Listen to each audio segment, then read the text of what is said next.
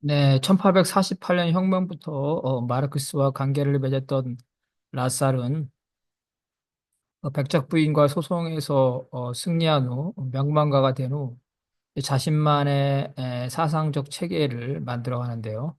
마르크스의 사상을 계승했다. 이것보다는 오히려 이제 에, 후퇴하는, 다시 말해서 그 헤겔이죠. 헤겔로 후퇴하는 그러한 사상적 탈선을 보였고, 여기에 대해서 이제 마르크스 엥겔스가 끊임없이 비판을 했습니다. 그래서 라셀의 몇 가지 주요 저서를 통해서 그의 사상적 탈선을 한번 보겠습니다. 먼저 헤라클레이토스죠. 고대 그리스의 원자론입니다. 유물론이라고 볼 수 있는데 이에 대한 해석과 해결을 계승하는 이러한 점을 보겠습니다. 라살은 1857년에 존재론, 물리학, 인식론, 윤리학 등을 다룬 에피소스의 어두운 철학자 헤라클레이토스의 철학이라는 저서를 썼습니다. 헤라클레이토스는 이제 원자론이죠. 원자료와 변증법, 그래서 변증법적인 유물론이죠. 이 부분에 있어서 그리스 철학에서 단초를 제시한 사람입니다. 라살은 이 책의 서문을 이미 1845년, 즉 베를린 대학을 졸업한 20살에 작성했는데요. 서문은 20살에 작성했고, 이 책은 1857년에 작성을 했으니 17년의 차이가 나죠. 결국은 기본적으로 20살에 썼던 것들, 1845년 시기의 관점으로 회귀했다. 다시 말해서 해결의 관점이죠. 베를린 대학의 해결 좌파의 관점으로 회귀한 겁니다. 다른 부분들은 10년 후 2년 동안 집중적으로 작성됐습니다. 독일 철학계는 이제 라살의 책에 대해서 호평을 하였고, 대학의 강단에 설 수 있는 기회를 제공받았습니다. 하지만 라살은 거부했습니다. 이미 라살은 아까 말한 것처럼 이 시기에 이미 독일에서 상당한 명망가였습니다. 이 책의 저술로 인해 라살은 2년 만에 마르크스와 다시 서신왕래를 시작했습니다. 1858년 1월 라살은 마르크스에게 자신의 책을 보내주면서 사실상 이제 그 칭찬이죠. 어떠냐? 칭찬을 노골적으로 요청하였지만 마르크스는 아무 답변이 없었습니다. 그러자 이제 라살은 마르크스의 평가를 기다리고 있었기 때문에 마르크스와 소통하기 위해서 마르크스의 정치 경제학 비판을 위하여라는 책의 출판을 독일에서 중재해주고 출판사를 소개해주겠다고 마르크스에게 편지를 보냈습니다. 이에 이제 마르크스는 마지못해 1858년 라살에게 이 책에 대한 논평을 보냈습니다. 당시 이 마르크스는 부유한 라살에게 이제 금전적 도움과 편의를 제공받을 처지에 있었습니다. 그래서 이 책에 대해서 논평하기에 난처했고, 그래서 헤겔의 철학에서 신비롭게 빛나는 비구름, 즉 아우라를 제거하고 헤겔에 대한 좀 더 비판적이어야 된다 하면서 라살의 책에 대해서 불만을 우회적으로 표현했을 때, 즉 헤겔 좌파에서 마르크스주의로 나가면서 헤겔 철학을 극복했는데 아직 헤겔 철학을 극복하지 못했다는 뜻이죠. 마르크스는 이 편지에서 자신의 박사 논문 주제가 그리스 철학이었죠. 에피쿠로스와 데모크리투스의 자연 철학의 차이점인데 바로 거기에 들어있는 것들이 바로 헤라클레이토스의 자연 철학의 시초로서 막 마르크스가 말한 헤라클레이토스도 연구를 했습니다. 그러면서 마르크스는 라살이 데모크리투스의 자연 철학에 대해서 해석을 한 부분에 대해서 자기는 동의하지 않는다고 밝혔습니다. 완곡하게 비판을 한 거죠. 1858년 2월 엥겔스에게 보낸 편지에서 마르크스는 라살이 헤겔처럼 헤라클레이토스를 통해 헤겔의 학생처럼 헤라클레이토스를 통해 헤겔의 변증법을 설명하려고 했지만 어설픈 잡탕에 지나지 않았다고 평을 했습니다.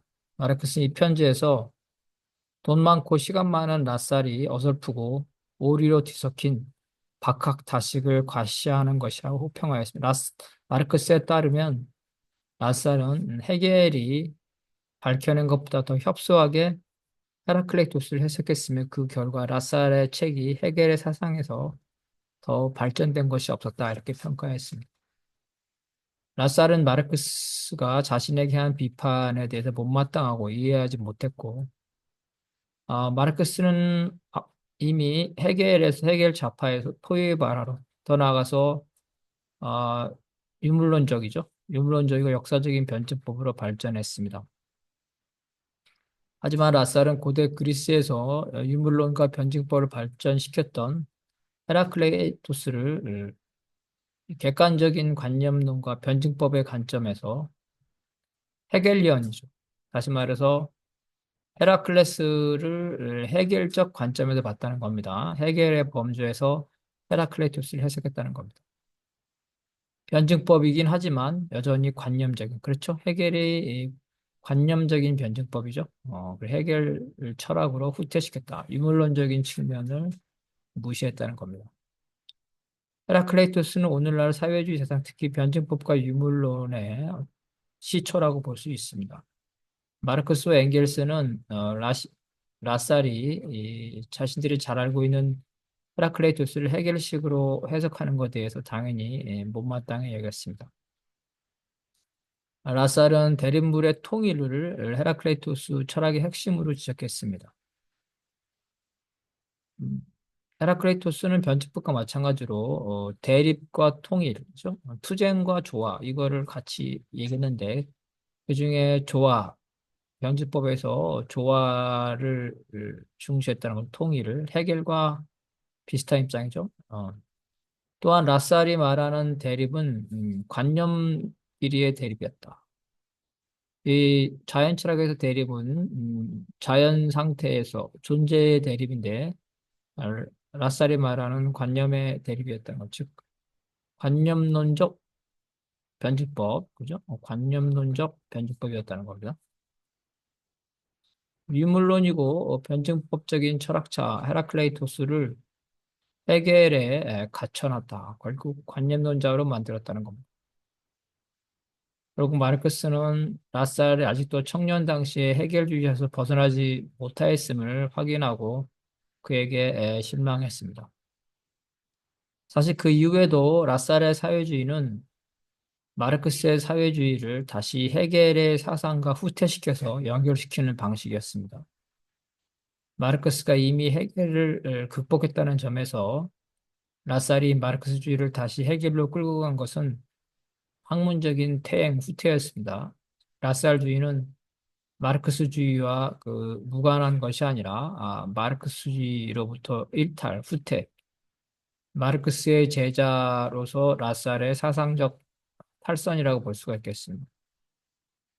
라살은 이 책 출판 이후 사회주의자가 아닌 헤겔주의자로서의 자기 사상을 정립하였고 마르크스의 영향권에서 벗어나 마르크스와 오히려 사상적으로 경쟁하게 됩니다. 마르크스와 자신을 동급으로 놓은 거죠. 마르크스는 사적 소유권과 같은 법 제도를 지배자의 강요된 이데올로기로 해석하였으나 라살은 1861년 기득권의 체계에서 법률은 역사적 정신 개념으로 민족 정신과 시대 정신의 실현이라고 해석하였습니다. 이거 완전히 헤겔식이죠.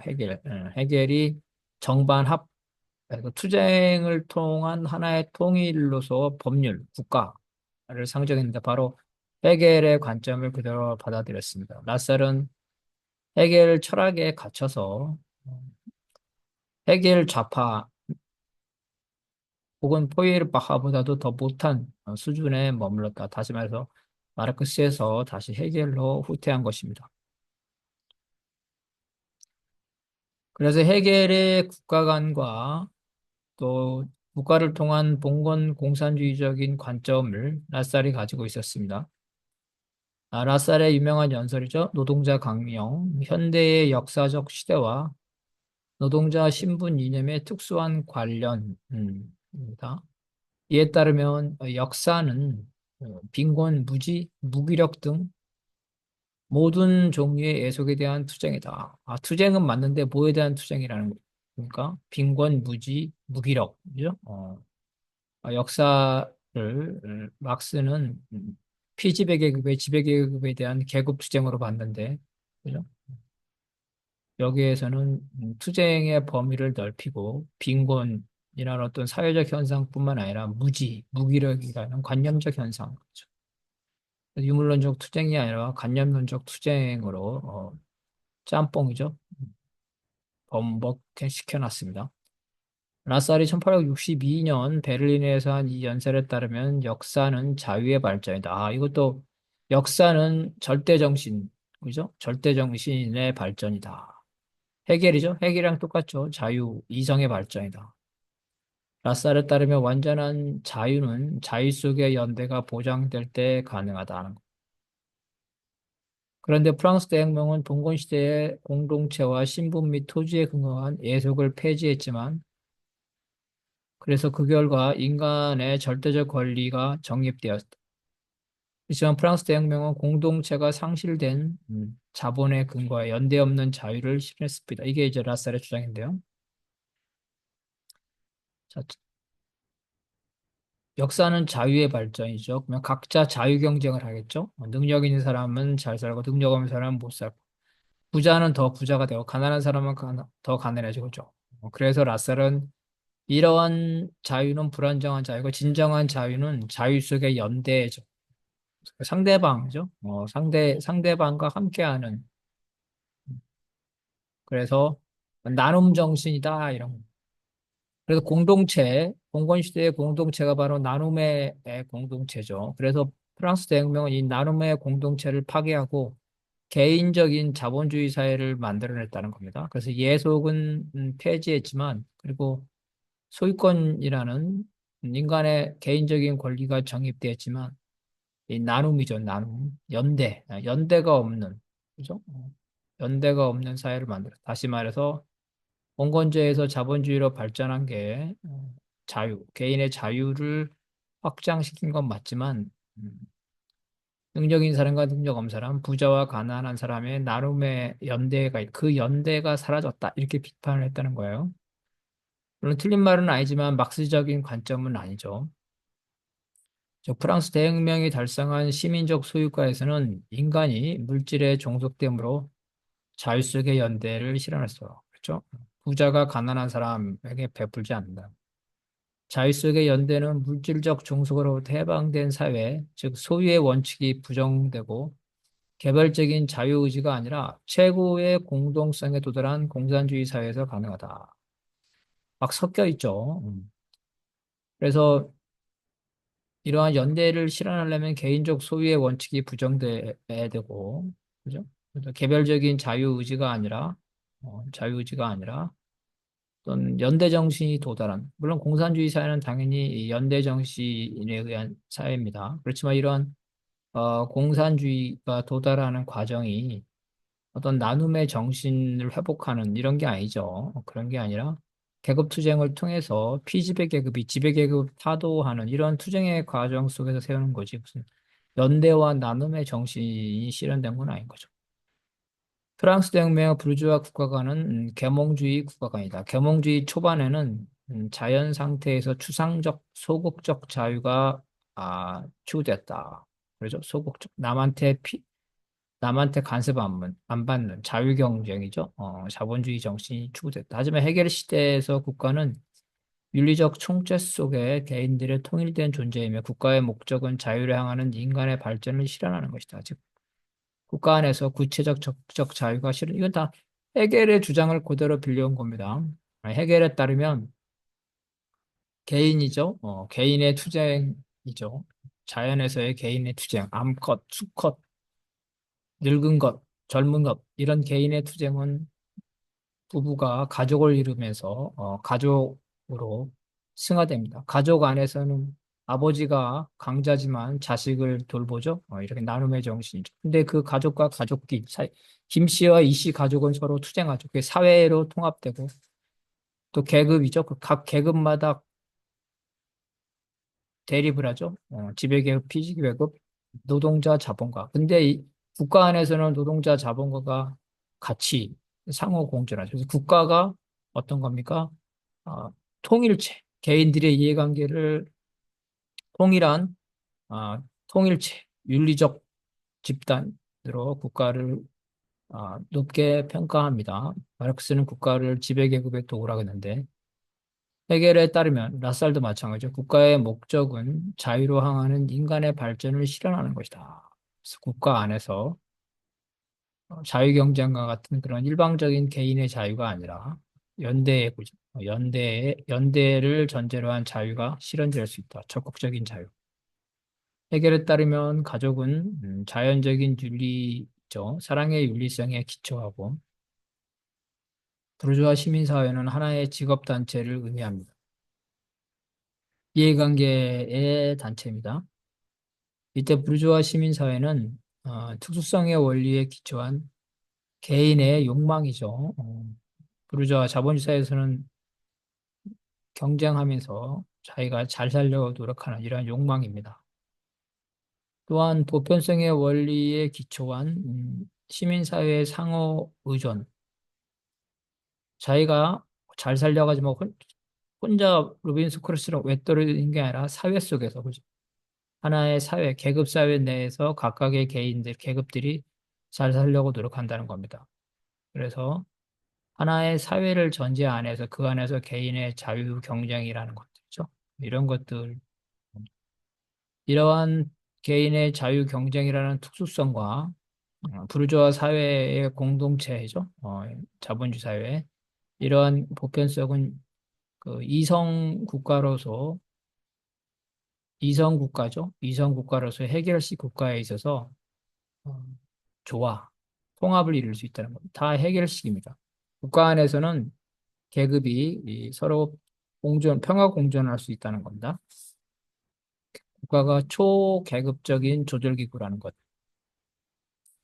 즉, 부르주아 시민사회에서 사회적 주체가 자신의 욕망 충족을 위해 타인과 결합하는 사적 개입입니다. 그래서 이러한 부르주아 시민사회들은 진정한 통합을 할 수 없고, 바로 이 부르주아 사회는 그래서 시민의 개인의 자유경쟁과 욕망 추구의 사회이기 때문에 윤리적 성격을 상실한다. 즉, 부르주아 사회가 잘못했다는 겁니다. 잘못됐다. 그거는 맞죠. 그렇지만 그 이론적 전개 과정과 그거의 극복 과정이 비마르크스적이고 관념론적이라는 겁니다. 라사를 따르면 이러한 자유방임 국가이자 야경 국가인 부르주아 국가에서 부르주아의 개인적 이해관계와 민족이죠. 공동체의 문화 발전은 대립적 관계가 있으므로 부르주아는 필연적으로 비윤리성으로 전락하게 된다. 부르주아에서 개인들이 자유 경쟁을 하기 때문에 공동체의 아, 공동선이죠. 공동선, 연대 정신을 발휘할 수 없다는 것. 반면 소유재산이 없는 노동자 계급은 국가를 고유의 목적으로부터 괴리시켜야 할 이해관계가 없기 때문에 일단 지배권을 장악하게 되면 국가 본연의 임무, 그러니까 자본가는 사유 재산을 소유하고 축적하고 계속 착취를 하죠. 그래서 비윤리적인 주체라는 겁니다. 그래서 이러한 탐욕스러운 자본가는 국가를 원래 고유의 목적인 계급 통합의 윤리적 공동체로 만들 수 있는 조건이 안 된다는 거예요. 그죠? 자유 경쟁과 자기 개인의 이해관계가 있기 때문에. 그렇지만 노동자 계급은 재산이 없죠. 착취할래야 착취할 수가 없다는 겁니다. 이 노동자 계급은 본연적으로 착취보다는 연대의 정신을, 그죠? 재산이 없으니까 약자니까 서로 힘을 모아야 되겠죠. 그래서 연대의 정신, 이 부르주아 계급보다 이러한 자본가 계급이 국가를 통합적으로, 초계급적으로 운영할 수 있다. 즉, 자본가 계급만이 이 부르주아 국가의 모순점을 극복할 수 있다. 그래서 노동자가 자본가보다 윤리적 우위에 있다고 주장했습니다. 이러한 주장에 따라서 독일 노동자들은 이 라살의 이러한 주장을 매우 환영했습니다. 당연하죠. 부르주아보다 노동자가 더 윤리적이고 국가를 더 잘 운영할 수 있다. 이렇게 얘기했다는 겁니다. 마르크스주의에서는 이 국가라는 것은 타도 대상이고 소멸 대상인데 라살은 국가를 타도 소멸이 아니라 잘 운영해야 될 대상이고 노동자만이 그러한 국가를 잘 운영할 수 있다고 주장한 겁니다. 또 라살은 독일인의 민족 국가, 독일의 민족 국가를 주장했는데, 이제 그 해결이 똑같은 겁니다. 세계 정신이 인민의 정신을 획득하는 역사적 형태다. 무슨 말이냐면, 해겔도 그 당시에 프레이션이죠. 프레이션이 절대 이성이 실현된 완전 제이상적인 국가라고 생각한 겁니다. 그래서 해겔에 따르면 독일 국가는 독일 민족의 국가죠. 구체적인 민족의 국가지만 그것은 세계 정신이 실현된 국가입니다. 그래서 독일인의 국가만 바로 자신의 국가가 실현됐을 때 세계 정신이 실현될 수 있다는 거죠. 이거 독일 민족주의죠. 나치와 똑같은 생각입니다. 독일 민족만이 세계 정신을 실현할 수 있다. 독일의 민족 국가가 바로 세계 정신의 실현 형태다 이렇게 주장하는 겁니다. 라살은 민족성과 민주주의의 통합을 추구했는데 민족성은 대외적인 자주성이죠. 이러한 외부적 자기 결정권은 대내적 민주주의의 전제 조건이다. 그 결과 대내적인 자기 결정권은 민주주의가 대외적 자결로서는 민족성이 변증법적 통일을 이룬다. 그 자기결정이 중요한데 내부적인 내부적인 자기결정, 즉 내부 문제에서 자기결정은 민주주의로 나타나고 대외적인 것, 국제관계에서 자기결정은 민족성으로 나타나고 그래서 이러한 민주주의와 민족성은 자기결정권에서 출발한 것으로서 변증법적 통일을 이룬다. 이러한 관점에서 라살의 민족과는 프로이션 중심의 범게르만주의죠.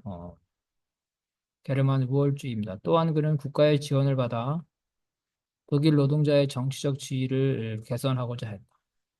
이는 해겔의 관점에서 독일의 국민국가의 건설이라는 민족 모순과 마르크스의 관점에서 독일 노동계급의 해방이라는 계급 모순의 절충을 시도한 셈이라.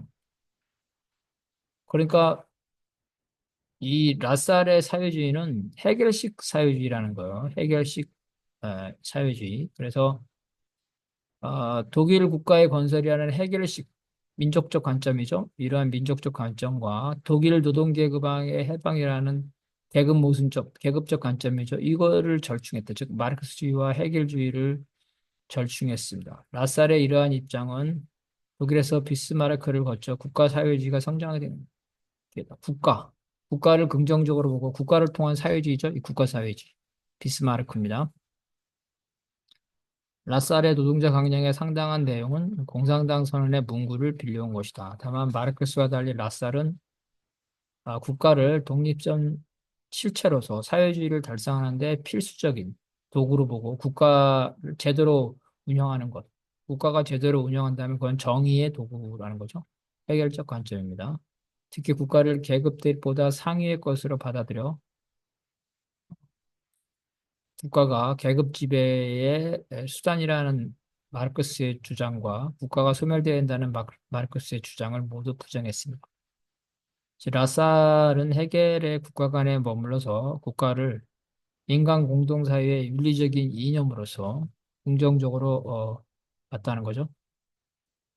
따라서 라살에 따르면 새로운 사회로 이행하는 과도기에서 국가는 사라지는 것이 아니라 오히려 국가의 권력이 강화된다는 겁니다. 라살이 국가를 공산주의, 사회주의 실현을 위한 도구로 봤다는 점에서 라살이 공산주의죠. 공산주의 자체를 인정을 한 건 맞습니다. 다만 공산주의가 실현됐을 때 이 국가를 공산주의를 실현하기 위한 도구로 봤죠. 그러면 공산주의가 실현됐을 때 그러면 국가가 이제 필요 없어서 국가가 소멸하는 것이냐 이런 문제에 대해서는 라살은 분명히 자기 입장을 밝히고 있지 않습니다. 라살은 해겔식의 부르주아 국가를 초월한 공산주의, 그래서 공산주의죠. 자본주의 타도, 공산주의를 한 거는 막스주의적인 관점을 받아들인 건 맞아요. 그래서 해겔의 부르주아 국가를 넘어선 건 맞습니다. 그런데 거기에 에, 방법론적인 거죠. 방법론적이고 이론적 전개가 해결주의라는 겁니다. 따라서 라살은 해결과 달리 이 현대를 역사의 종말이 아니라 역사의 중간에 해당한다고 본다. 해겔은 이 프로이션이라는 국가죠. 해겔은 프로이션이라는 국가가 절대 이성이 실현된 완전한 단계, 역사적 최후 단계, 현재의 국가가. 근데 라살은 현재의 국가는 공산주의로 가기 위한 과정이라고 본 겁니다. 그러면서 그 국가가 강화돼야 된다는 겁니다. 그것이 부르주아 국가임에도 강화돼야 된다. 마르크스는 부르주아 국가를 타도하고 노동자의 국가를 만들어야 된다는 이런 입장이고, 공산주의가 실현되면 국가가 소멸돼야 된다는 그런 입장이라는 거죠. 마르크스는 의 관점과 달리 라살은 국가뿐만 아니라 종교의 영향력도 국가처럼 어, 인정했다는 겁니다. 종교의 긍정적인 것, 즉 국가를 통한 혁명처럼 종교를 통한 혁명도 가능하다는 거고, 그 혁명 이후에 종교의 영향력이 상당히 지속되는 것을 인정했다는 겁니다. 그래서 라살은 국가 소멸론에 대해서 이와 같이 모호한 태도를 가지고 있습니다. 국가가 공산주의를 달성하는 도구이고 공산주의가 실현된 이후에는 어떻게 될 것인가는 침묵했다는 거죠. 라살은 조건에 따라 부르주아 혁명가가 돼서 비스마르크와 타협을 하거나 혹은 사회주의 혁명가가 돼서 마르크스주의자들과 교류했습니다. 라살은 1848년 혁명 당시부터 공화주의자, 즉 공화국이죠. 군주제를 부정해왔다는 겁니다. 근데 실제로 사망할 때는 자신의 국가죠. 프레이션 왕정이죠. 입헌 군주제를 가정한 이러한 프레이션 왕정을 이성국가, 최고의 국가로 찬양했던 헤겔의 입장에 동조했다는 겁니다. 라살은 1864년 사망하는 해 직전에 엥겔스에게 보낸 편지에서 공화정에 대한 학문적 소신과 상관없이 자신은 사회주의의 우호적인 군주제를 원한다. 중요한 얘기죠. 자기는 학문적으로는 공화주의를 지향하는데 현재의 군주제, 프로이센 군주제가 사회주의의 우호적이길 원한다. 군주제죠. 군주제가 사회주의의 우호적일 수가 없죠. 이거를 마르크스는 공산당 선언에서 뭐라고 하냐면 봉건 사회주의라고 했습니다. 군주는 어, 봉건제죠. 귀족, 군주. 봉건 사회주의라는 개념은 봉건제 세력이 떠오르는 자본제 세력을 견제하기 위해서 노동자를 자기 편으로 이끌어내는 겁니다. 그러면서 친노동자적인 정책을 하는 것. 공공계급이 자본가를 견제하기 위해서 노동자를 자기 편으로 끌어들이면서 입에 바른 사회주의를 얘기하는 것. 이게 봉건사회주의인데 바로 라살은 이와 같은 봉건사회주의적 관점을 가지고 있다는 겁니다. 사회주의의 우호적인 입헌 주제라는 게 성립이 불가능한 거죠. 라살은 프레이션 정부를 인민의 군주정이라 하면서 봉건 군주와 노동자 간의 연대를 주장했다. 봉건 사회주의입니다. 하지만 마르크스는 공산당 선언에서 봉건 귀족들이 이 자본가를 비난하면서 노동자 편을 드는 척하지만 실제로는 자본가와 함께 노동자를 탄압하는 봉건 사회주의를 비판하였다. 봉건 세력이 이 자본가들의 공격에 직면해서 자신의 계급들이 소멸될 위기에 처하기 때문에 그죠? 그 자본가에 대항하기 힘이 약하기 때문에 노동자를 끌어들여서 자본가와 손을 잡는다는 겁니다. 자본가의 공격으로부터 피하기 위해서 노동자의 손을 잡지만 그리고 나서는 나중에 결국 자본가와 봉건 계급이 손을 잡고 노동자를 배신한다는 거죠. 이게 봉건 사회의 특징이라는 거예요. 마르크스는 이 부분에서 어떻게 말했냐면 봉건 귀족들이 노동자에게 우호적이면서 그죠? 여러 가지 그 동량하듯이 사회복지 정책을 준다는 거예요. 그 동량 주머니를 흔들어야 된다. 그런데 그 엉덩이에는 공건 특권 계급의 문양이 적혀 있다. 이렇게 비아냥거리고 있습니다. 그래서 당연히 마르크스와 엥겔스가 이러한 라살의 주장을 일축했습니다. 마르크스는 1868년 엥겔스에게 보낸 편지에서 라살의 국가사회주의를 계승한 슈바이처죠. 슈바이처, 뭐 비스마르크 연결됩니다. 비판했고 마르크스에 따르면 국가의 지원을 받는 생산자 협동조합은 루이 필립의 시대로 돌아갔던 필립 부에지의 프랑스 카톨릭 사회주의의 강령을 그대로 빌려온 것이다. 이건 이제 그 당시에 특히 독일에서 숙련 노동자가 자기 공장이죠. 자영업자가 되고 싶어서 국가에게 돈을 받아가지고 이러한 숙련 노동자끼리 협동조합, 동업을 해서 협동조합을 만들자는 이런 국가의 지원을 받아서 노동자 협동조합을 만들 이게 라살의 주장입니다. 이런 것들이 바로 프랑스 때도 있다는 겁니다. 프랑스 때도 이러한 강령들이 있었다. 즉, 지배계급의 도움을 받아서 노동자들이 생산자 협동조합을 만들려고 했다는 겁니다. 그 다음에 세 번째는 이러한 게르만주의, 범게르만주의에 의한 독일 통일에 관한 라살의 입장을 보겠습니다.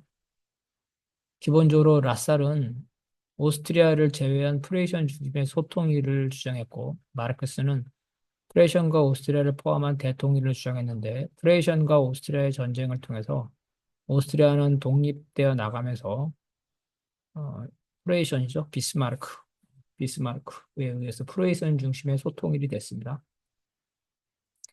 이러한 통일 논쟁은 독일제 1871년 통일이 되면서 통일연쟁은 종료가 됩니다. 즉 오스트리아를 제외한 소통일로 결정이 난다는 거죠. 1858년 라살은 희곡 프란츠 폰 지킹겐이라는 것을 쓰고 있었는데 라살은 엥겔스에 져서 독일에서의 농민전쟁이죠.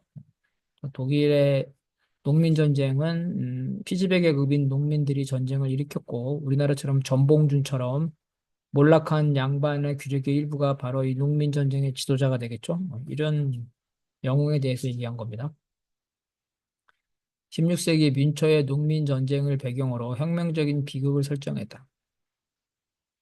이 작품에서 이 작품에서 라살은 어, 자본가 자본가보다는 봉건 기사를 더 긍정적으로 무슨 말이냐면 이런 몰락한 봉건 계급이죠. 몰락한 봉건 계급 전봉준도 마찬가지죠. 이런 사람들이 농민과 결합해서 전쟁을 했다는 겁니다. 그래서 이러한 봉건 제도를 타도하려는 이러한 부르주아 혁명가들보단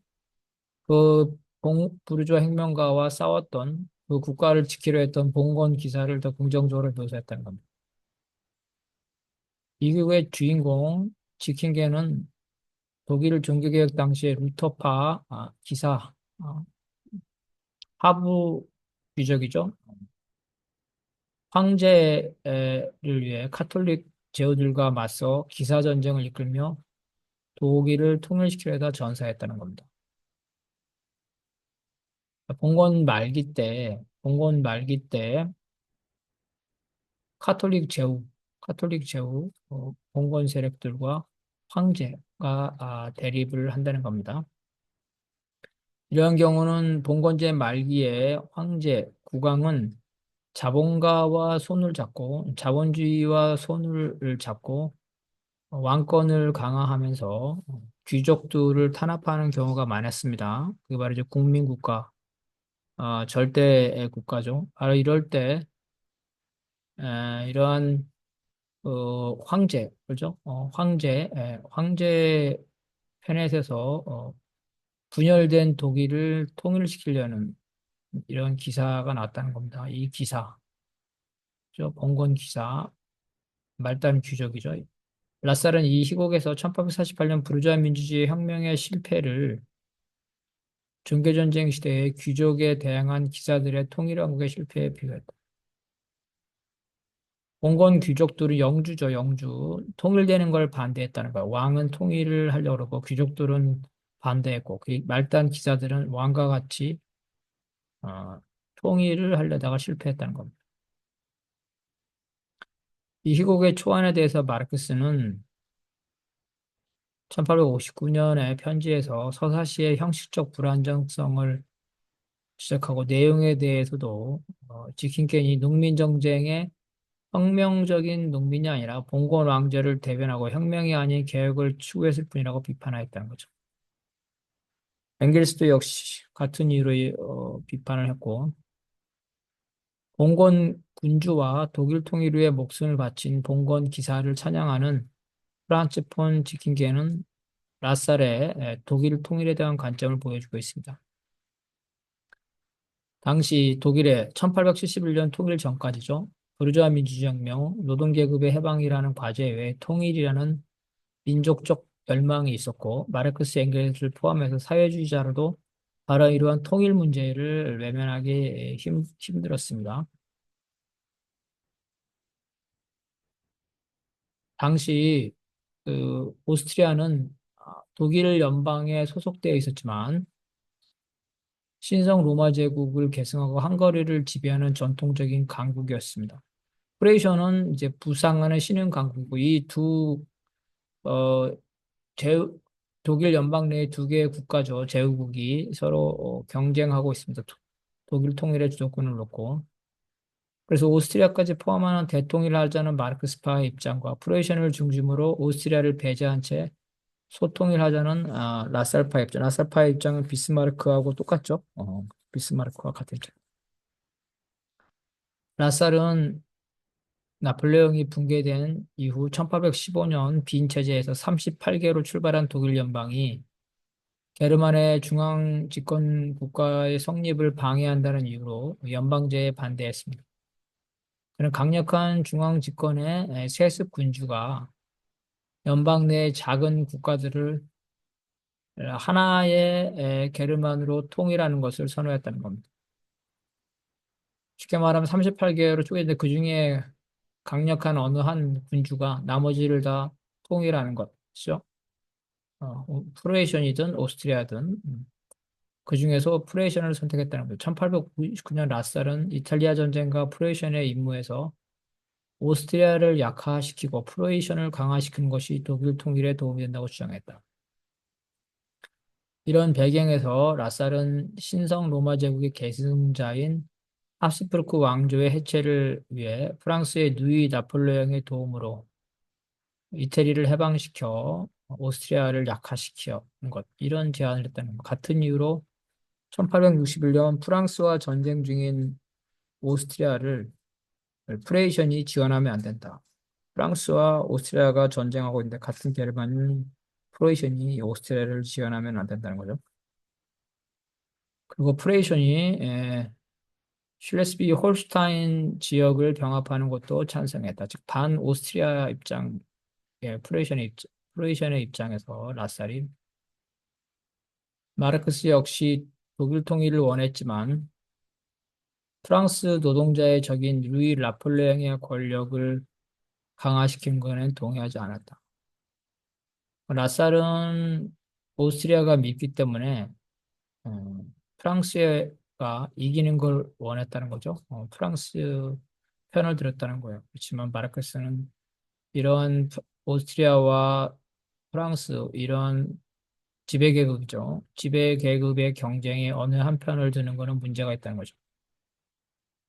독일 통일을 위해서 독일 통일을 반대하는 루이 라폴레옹의 프랑스를 제압해 해야 되는 이러한 상황 당시에 마르크스의 입장에서는 이 프랑스가 독일의 통일에 반대하고 있었기 때문에 오히려 이 프랑스 루이 나폴레옹을 견제하는 게 독일 통일에 유리한데 라살은 오히려 프랑스의 힘을 강화시키는 쪽으로 갔다는 거죠. 오스트리아를 미워했기 때문에 마르크스는 루이 나폴레옹이 오스트리아에 대항하여 전제군주인 러시아 황제와 연합하는 것이 유럽 혁명의 걸림돌이 된다고 봤습니다.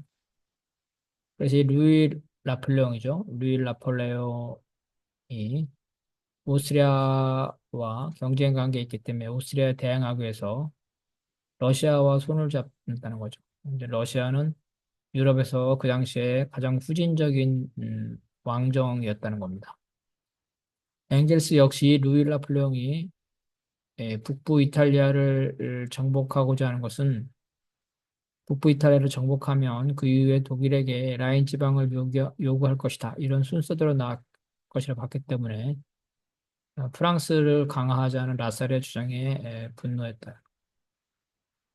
오스트리아가 독자적인 제국을 선포하여 독일 통일의 대상에서 제외됨으로써 프레션과 전쟁에서 지죠. 그래서 프레션 비스마르크 이긴 다음 오스트리아는 니네는 독일 통일에 관여하지 말고 독자적인 국가로 나가라. 이렇게 됨으로써 마르크스의 대통일과 라사르의 소통일의 차이점은 사라지게 됐습니다.